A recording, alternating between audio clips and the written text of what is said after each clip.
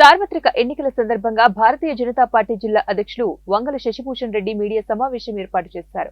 ఈ సందర్భంగా వారు మాట్లాడుతూ ఈ ఎన్నికలు పేదలకు పెత్తందారులకి వైఎస్ జగన్మోహన్ రెడ్డి సిగ్గుచేటని, తన ఆస్తులు 600 కోట్లుగా ఎన్నికల అఫిడవిట్ లో పొందుపరిచారని, అతను పెత్తందారుడు కాదా అని ప్రశ్నించారు.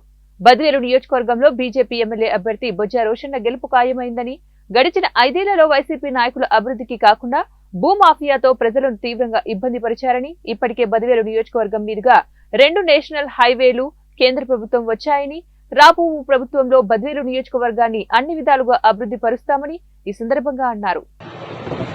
ఈరోజు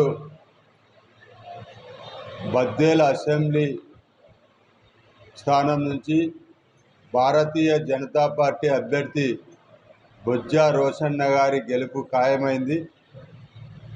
అందులో భాగంగా కేంద్ర రక్షణ శాఖ మంత్రి శ్రీ రాజ్నాథ్ సింగ్ గారు కూడా రేపు రాబోతున్నారు. బద్వేలు అసెంబ్లీలో గత 20 సంవత్సరాల నుంచి, ముఖ్యంగా వైసీపీ ప్రభుత్వం ఏర్పాటైన ఈ 5 సంవత్సరాల నుంచి భూ మాఫియా రాజ్యం వెళ్తూ ఉంది. ఏదైతే ఈ భూ మాఫియాను తరిమి కొట్టాలంటే ఖచ్చితంగా ఓటు ద్వారా వారికి బుద్ధి చెప్పాల్సిన అవసరం ఉందని నేను బద్వేలు ప్రజలను కోరుకుంటున్నా. కాబట్టి ప్రతి ఒక్కరూ క్షేత్రస్థాయిలో వెళ్ళి మనం పరిశీలించినట్టయితే ప్రతి ఒక్కరి నోట బీజేపీకి ఓటు వేయాలి, ఈ భూ మాఫియాను తరిమి కొట్టాలని చెప్పేసి ప్రజలంతా చెప్తున్న పరిస్థితిని మేము గమనిస్తున్నాం.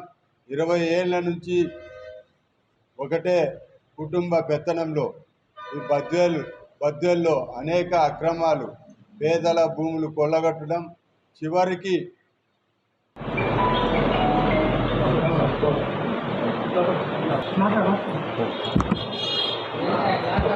అందరికీ నమస్కారం. ఎన్డీఏ కూటమిలో భాగంగా బద్వేలు నియోజకవర్గాన్ని భారతీయ జనతా పార్టీకి కేటాయించడం జరిగింది, అందరికీ తెలిసిన విషయమే.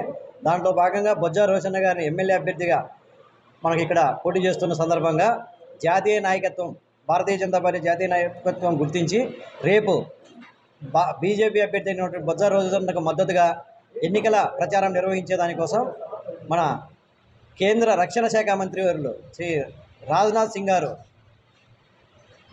ఇచ్చేస్తున్నారు. రేపు బద్వేలుకి సాయంత్రం 4 గంటలకు వస్తారు.